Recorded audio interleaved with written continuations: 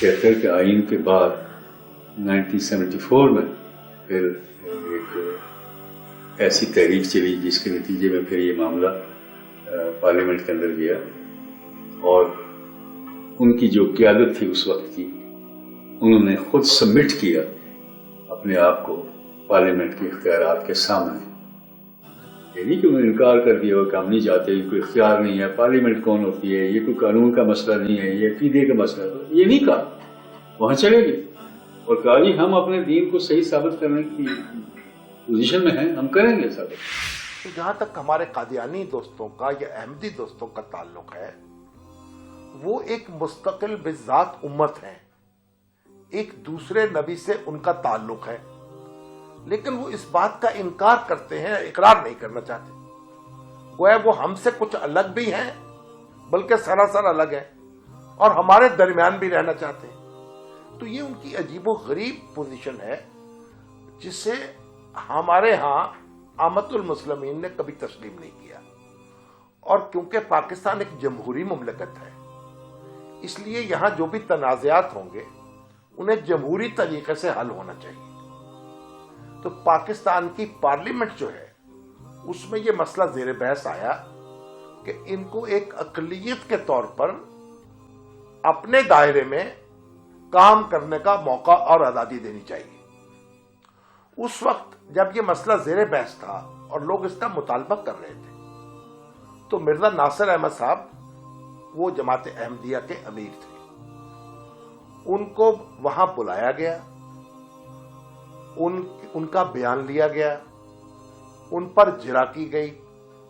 اور ایک طویل کارروائی جو ہے وہ قومی اسمبلی کی ہوئی، جس کے نتیجے میں یہ اعلان کیا گیا کہ یہ مسلمان جو ہیں ان سے ایک الگ ان کا تشخص ہے، اور یہ ایک الگ قوم ہے، یہ الگ ملت ہے، ان کو الگ سمجھا جائے. اس وقت احمدی حضرات نے یہ موقف اختیار نہیں کیا کہ پارلیمنٹ کو یہ حق حاصل نہیں ہے، اس لیے ہم اس کے سامنے پیش نہیں ہوں گے. ان کے سامنے یہ چوائس تھا. وہ کہتے یہ پارلیمنٹ کون ہے جو یہ طے کرنے جا رہی ہے کہ ہم مسلمان ہیں یا غیر مسلمان ہیں. وہ پارلیمنٹ کے سامنے گئے، وہاں اپنا موقف رکھا، اس کے حق میں دلائل دیے، جرا کا جواب دیا. تو وہ جو قومی اسمبلی کی کارروائی ہے وہ محفوظ ہے، ریکارڈ پر ہے، اور وہاں پوری شرح بسط کے ساتھ انہوں نے اپنا مقدمہ لڑا ہے. اب مقدمہ لڑنے کے بعد اور اسے ہارنے کے بعد یہ کہنا کہ اس پارلیمنٹ کو یہ اختیار حاصل نہیں تھا، یہ بڑی ایک ایسی بچگانہ بات ہے. تو انہوں نے یہ اعتراض اس وقت نہیں کیا. گویا پارلیمنٹ جو تھی، اگر ہم یہ کہیں کہ اس کو ایک ثالث کے طور پر تسلیم کر لیا انہوں نے اپنے اور اپنے مخالفین کے درمیان، اور ثالث سمجھ کر وہاں پیش ہوئے اور اس کا فیصلے کا حق تسلیم کیا. تو جب فیصلہ ہو گیا تو پھر اسے تسلیم کرنا چاہیے. اس وقت اٹارنی جنرل تھے یا بختیار صاحب، وہ انتہائی قابل وکیل تھے، بیرسٹر بھی تھے، ویسے بھی ان کا بڑا احترام تھا پورے ملک کے اندر. وہ پھر انہوں نے اس کو اسپیئر ہیڈ کیا، اور اسمبلی کے ارکان جو ہیں وہ ان کو سجیسٹ بھی کرتے تھے سوالات،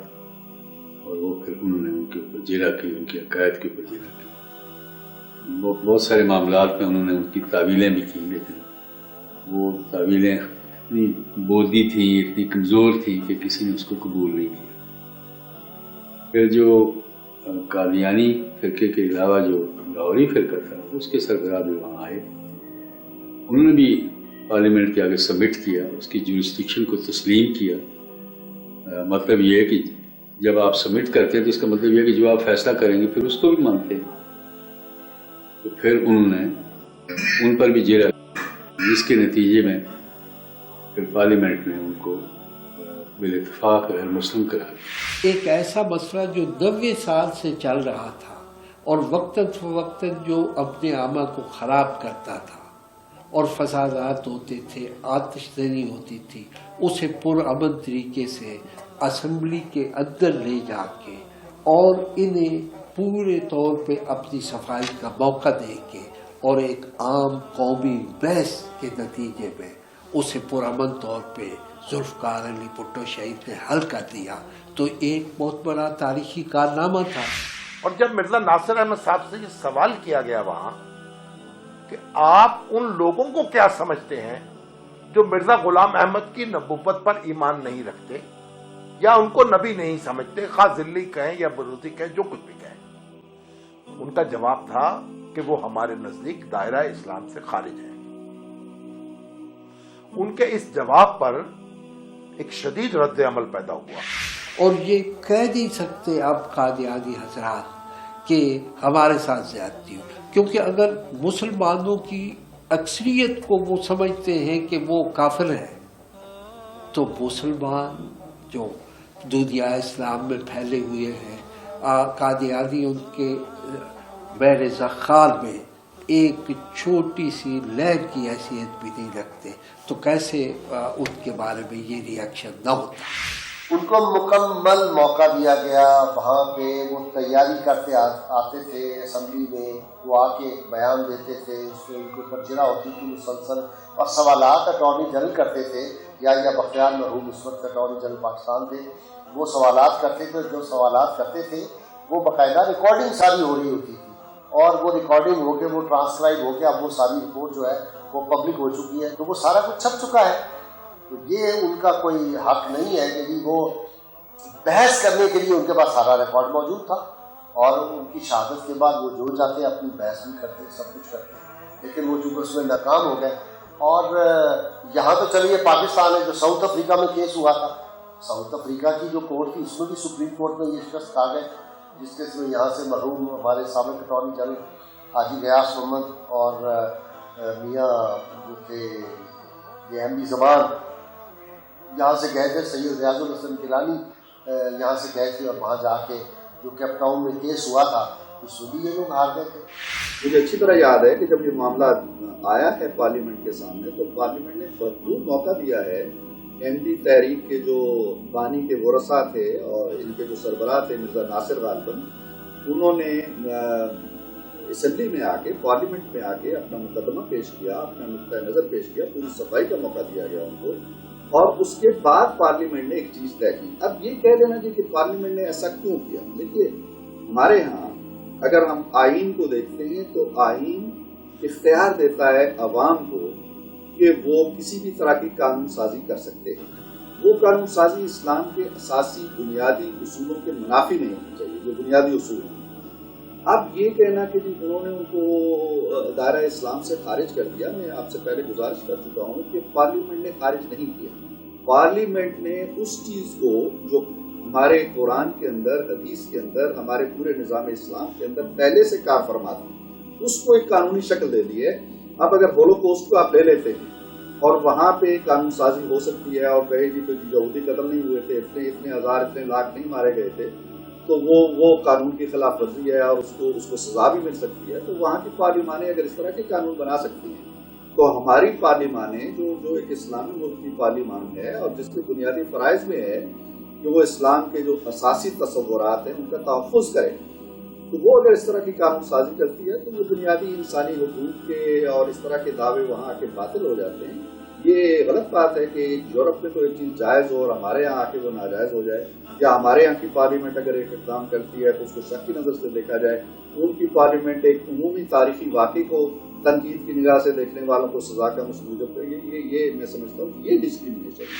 अब जो लोग कहते हैं कि जी असेंबली के लोग जो हैं वो कितने पढ़े लिखे हैं और मेंबर क्या हैं और क्या नहीं, बात ये है कि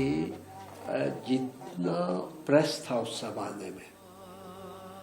जो मेंबरों महराब में बैठे हुए लोग थे, अजीम लोग, वो सारे अरसे में इस मसले पे तकरीरें करते रहे,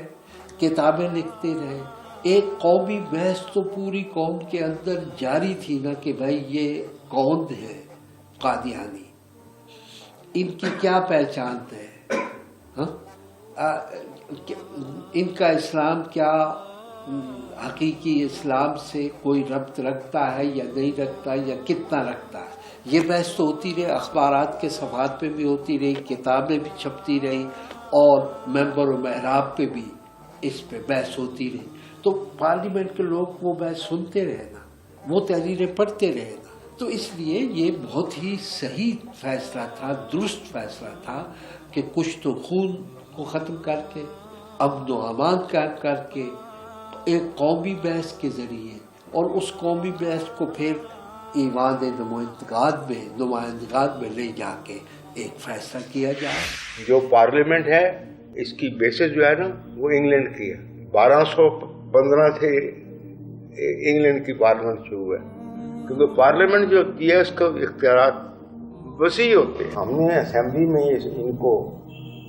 نان مسلم قرار دیا تو بالکل کسی قسم کا ان پہ نہ پریشر تھا، نہ ہم پہ پریشر تھا، انہوں نے خود اپنے آپ کو نا ایکسپوز کیا۔ اسی طرح ہم دیکھتے ہیں کہ اسلامک تھیولوجی اور اسلامک لا کے ایکسپرٹس جن کا تعلق مختلف ممالک سے ہے، ہائی کورٹ اور سپریم کورٹ کے ججز اور وکلاء اور علامہ اقبال جیسے مفکرین اور دانشور احمدیت کے بارے میں ایک ہی نتیجے پر پہنچتے ہیں، اور وہ یہ کہ احمدیت ایک الگ مذہب ہے اور اسے ایک الگ مذہب ہی کی حیثیت سے اپنی شناخت تعمیر کرنی چاہیے۔ یہ قائد اعظم محمد علی جناح جو ہمارے سب سے محترم رہنما ہیں، جو پاکستان کے بانی ہیں، جب وہ انتقال کیا انہوں نے اور اس دنیا سے وہ رخصت ہوئے، اس وقت سر ظفر اللہ خان پاکستان کے وزیر خارجہ تھے اور انہوں نے قائد اعظم کی نماز جنازہ نہیں پڑھی۔ جب نماز جنازہ ادا کی جا رہی تھی تو اس وقت وہ ایک باہر نکل کر ایک پتھر پر بیٹھ گئے اور ان کی اس وقت کی تصویریں موجود ہیں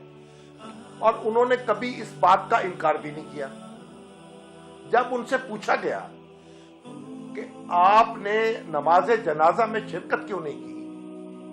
تو انہوں نے اس کا جواب یہ دیا کہ آپ مجھے کسی غیر مسلم مملکت کا مسلمان وزیر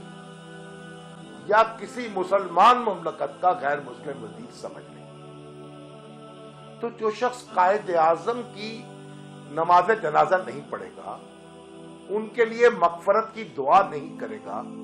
وہ کس طریقے سے کہے گا کہ مذہبی طور پر میں حصہ ہوں ملت پاکستان کا اور ملت اسلامیہ کا؟ قائد اعظم کی جو نماز ہے مغفرت کی، جنازے کی، وہ کسی شیعہ نے، کسی سنی نے، کسی بریلوی نے، کسی دیوبندی نے پڑھنے سے انکار نہیں کیا۔ یہ واحد مخلوق تھی اور انہوں نے اس طریقے سے اپنے آپ کو الگ کیا۔ بعد میں آپ جو کہتے ہیں کہ کیونکہ مولانا شبیر احمد عثمانی کے پیچھے ہم نماز نہیں پڑھنا چاہتے تھے اس لیے ہم نے نہیں پڑھی، جبکہ ان کا یہ بھی طریقہ رہا ہے، ان کے ارشادات موجود ہیں کہ ہم عام مسلمان جو مرزا صاحب پر ایمان نہیں رکھتے یا ان کو نہیں مانتے، ان کی مغفرت کی دعا نہیں کرتے۔ تو ایسی صورتحال میں یہ جذباتی طور پر ایک معاملہ نہیں ہے صرف، بلکہ ایک حقائق کی بنیاد پر یہ ہم سے ایک الگ تشخص رکھتے ہیں۔ دیکھیے، ایک الگ تشخص رکھنا، اس پر تو ان کو فخر ہونا چاہیے، اس پر انہیں شرمندگی کیوں ہو رہی ہے؟ یہاں تو لوگ عوان، جٹ، سید، شیخ ہونے پر فخر کرتے ہیں اور اپنے ساتھ نام کے لاحقے لگاتے ہیں۔ تو ایک مذہب کے حوالے سے اگر ان کا تشخص قائم ہو رہا ہے تو اس میں شرمندگی کیا بات ہے؟ ان کو تو فخریت طور پر اس کا اعلان کرنا چاہیے۔ دیکھیے، سارا جھگڑا ہی اس بات سے پیدا ہو رہا ہے۔ ان کے حقوق ہیں مملکت پاکستان میں ایک اقلیت کے طور پر، اور اگر وہ اپنے آپ کو اس دائرے میں لے آئیں تو کوئی سرزنش ان سے نہیں ہوگی اور کوئی جھگڑا ان سے نہیں ہوگا۔ ان کی جان، مال، عزت، آبرو اسی طریقے سے محترم ہے جس طرح دوسری غیر مسلم اقلیت ہوگی، بلکہ جس طرح خود مسلمان ہوگی، کیونکہ ہر شخص کی عزت اور آبرو اور جان جو ہے اس کی قدر کی جانی چاہیے، اس کی حفاظت کی جانی چاہیے۔ یہ مملکت کی بنیادی ذمہ داری ہے۔ ہم کبھی اس بات کی تائید نہیں کرتے کہ کوئی شخص خود قانون کو ہاتھ میں لے، ان پر حملہ آور ہو، ان پر زندگی اجیرن کر دے، ان پر کاروبار کے مواقع بند کرے یا ان کو زندہ رہنے کا حق نہ دے۔ جو لوگ ایسا کرتے ہیں وہ اسلام کی تعلیمات کے مطابق نہیں کرتے، بلکہ یہ ایک جہالت ہے۔ جیسے ہمارے یہاں دوسرے جھگڑے ہو جاتے ہیں اس طرح یہ جھگڑے بھی ہو جاتے ہیں۔ تو اگر وہ اپنے آپ کو اپنے صحیح مقام پر رکھ لے تو یہ سارے مسئلے جو ہیں آسانی سے ختم ہو سکتے ہیں۔ دیکھیے احمدی ہی نہیں ہے، یہاں پہ عیسائی بھی بستے ہیں، یہاں پہ یہودی بھی بستے ہیں، یہاں پہ ہندو بھی بستے ہیں، یہاں بھی اور بھی قومیں بستی ہیں۔ یہ جھگڑا اس وقت ختم ہو جائے گا جب وہ اپنی ایک شناخت جو انہوں نے بنا لی ہے کہ ہم الگ شناخت ہیں، وہ اپنی شناخت کے اوپر تنازع کر لیں گے اور یہ نہیں دعوے کریں گے کہ ہم واقعی مسلمانوں کا حصہ ہیں، جبکہ وہ مسلمانوں کا حصہ نہیں ہے۔ جب وہ اپنی اس نئے تشخص کو قبول کر لیں گے جو کہ ہے ان کا، جو وہ قبول نہیں کر رہے، تو میرا خیال ہے سارا جھگڑا ختم ہو جائے گا۔ جب باقی بہت سے مذاہب نے اپنا اپنا تشخص قبول کر لیا ہے اور وہ قائم ہے، ان سے ہمارا کوئی جھگڑا نہیں ہے، تو ان کے ساتھ بھی ہمارا کوئی جھگڑا نہیں ہے۔ اور جھگڑا اس وقت ہوتا ہے جب وہ ہم میں سے نہ ہوتے ہوئے یہ دعویٰ کرتے ہیں کہ ہم آپ میں سے، جب اس حقیقت کو وہ قبول کر لیں گے کہ ہم ان میں سے نہیں ہیں، نہ یہ ہم میں سے، اور ان کی کتب یہ کہتی ہے کہ یہ ہم میں سے نہیں، ان کا لٹریچر یہ کہتا ہے ہم میں سے نہیں، تو میرا خیال ہے کہ جب وہ اپنی انفرادیت کہہ لیں اس کو، اپنا امتیاز کہہ لیں اس کو، اپنی ایک علیحدہ اکائی کہہ لیں، علیحدہ تشخص کہہ لیں، کوئی نام دے لیں، اس کو جب وہ قبول کر لیں گے تو شاید جھگڑا ختم ہو جائے گا۔ اگر وہ اپنے مذہب کے ساتھ سچے ہیں تو اپنی اصطلاحات وضع کر سکتے ہیں، اور اگر وہ ایسا کرنے سے گریز کرتے ہیں تو غیر جانبدار لوگ یہ سمجھنے میں حق بجانب ہوں گے کہ احمدیت ایک جعلی مذہب ہے جسے ملت اسلامیہ میں ذہنی انتشار پیدا کرنے کے لیے بنایا گیا ہے۔ اس سلسلے میں علامہ اقبال کی رائے ملاحظہ فرمائیے۔ اسلام لازماً ایک دینی جماعت ہے جس کی حدود مقرر ہیں، یعنی وحدت الوہیت پر ایمان، انبیاء پر ایمان اور رسول کریم صلی اللہ علیہ وسلم کی ختم رسالت پر ایمان۔ دراصل یہ آخری یقین ہی وہ حقیقت ہے جو مسلم اور غیر مسلم کے درمیان وجہ امتیاز ہے، اور اس امر کے لیے فیصلہ کن ہے کہ فرد یا گروہ ملت اسلامیہ میں شامل ہے یا نہیں۔ مثلاً برہمو خدا پر یقین رکھتے ہیں اور وہ رسول کریم صلی اللہ علیہ وسلم کو خدا کا پیغمبر بھی مانتے ہیں، لیکن انہیں ملت اسلامیہ میں شمار نہیں کیا جا سکتا، کیونکہ احمدیوں کی طرح وہ انبیاء کے ذریعے وحی کے تسلسل پر ایمان رکھتے ہیں اور رسول کریم صلی اللہ علیہ وسلم کی ختم نبوت پر ایمان نہیں رکھتے۔ جہاں تک مجھے معلوم ہے کوئی اسلامی فرقہ اس حد فاصل کو عبور کرنے کی جسارت نہیں کر سکا۔ ایران میں بہائیوں نے ختم نبوت کے اصول کو صریحاً جھٹلایا، لیکن ساتھ ہی انہوں نے کہا کہ وہ ایک الگ جماعت ہیں اور مسلمانوں میں شامل نہیں ہیں۔ میری رائے میں تو احمدیوں کے سامنے صرف دو ہی راہیں ہیں، یا وہ بہائیوں کی تقلید کریں یا پھر ختم نبوت کی تعویلوں کو چھوڑ کر اس اصول کو اس کے پورے مفہوم کے ساتھ قبول کریں، اور ان کی جدید تعویلیں محض اس غرض سے ہیں کہ ان کا شمار حلقہ اسلام میں ہو تاکہ انہیں سیاسی فوائد پہنچ سکیں۔ مجھے علامہ کا ایک بڑا مشہور شعر یاد آ رہا ہے کہ لا نبی بادی زے سان خداست پردہ ناموس دین مصطفیٰ۔ یہ آخری نبی ہونا حضور صلی اللہ علیہ وسلم کا ایک احسان ہے جو اللہ تعالیٰ کی طرف سے ہم پہ کر دیا گیا، اور یہ ہمارے دین کے ناموس کا پردہ ہے۔ تو جب پردے کی طرف ہاتھ جاتا ہے نا کسی بھی گروہ کا اور اس ناموس کی طرف ہاتھ پڑتا ہے تو مسلمانوں کی جو حمیت ہوتی ہے، چاہے ان کے اعمال کے اندر کجی ہو یا کمزوری ہو یا کوئی بھی سبب ہو، وہ اس میں ایک ارتعاش پیدا ہوتا ہے، اشتعال پیدا ہوتا ہے، رد عمل پیدا ہوتا ہے۔ اور انہوں نے خام خواہ ایک نبوت کا نام استعمال کر کے اپنے آپ کو الجھن میں ڈالا ہے، ایسی اصطلاحیں استعمال کی ہیں۔ دیکھیے ان مرزا صاحب کی جو بیگم ہیں یا بیگمات ہیں، ان کے لیے ام المومنین کا لفظ استعمال ہو رہا ہے، ان کے جو کمپینینز ہیں ان کے لیے صحابہ کا لفظ استعمال ہو رہا ہے، جو آپ کی جناب جنازگاہ ہے یا قبرستان ہے اس کے لیے آپ جنت المعلیٰ کا لفظ استعمال کر رہے ہیں۔ تو یہ ساری جو آپ کی اصطلاحات ہیں یہ مغالطے میں ڈالنے والی ہیں اور یہ ایک مسلمانوں کو ایک آزار پہنچانے والی ہے. اور کسی گروہ نے 1500 سال میں جو مسلمان کہتا ہو اپنے آپ کو، اس طرح کی اصطلاحات جو ہیں اپنے بزرگوں کے لیے استعمال نہیں کی. تو جب وہ سارا کچھ یہ کر رہے تھے اور اپنے آپ کو الگ کرنا چاہتے تھے، تو جب وہ الگ کر دیے گئے ہیں تو اب ان کو پریشانی کیوں ہو رہی؟